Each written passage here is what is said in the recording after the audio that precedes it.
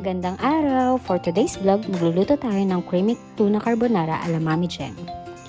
Una, maghihiwa tayo ng bawang. Sunod, hiwain ng sibuyas.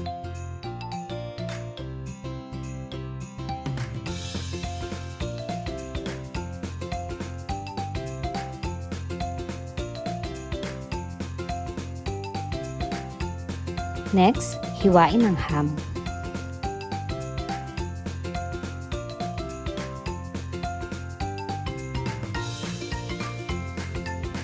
Ready na ang lahat.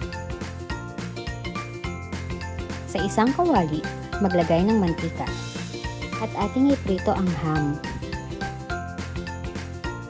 Pagkatapos, iset aside. Ilagay ang butter. Igisa ang bawang.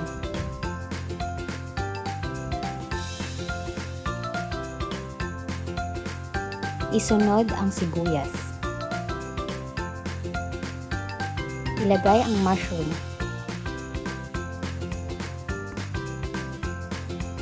And maglagay ng salt and pepper.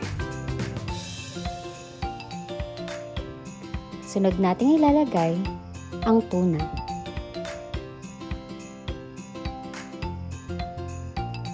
Sunod, ibubuhos natin ang evaporated milk.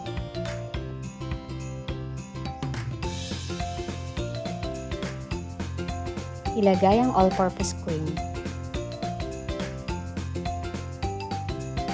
Haluin mabuti at pakuluin hanggang lumapot ang sauce.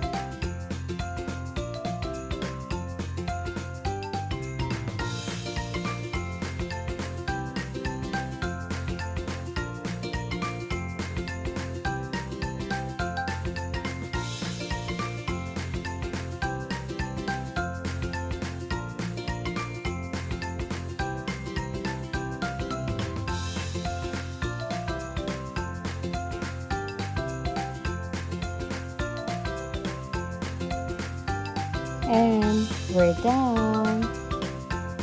Tara na, let's eat. Thank you for watching.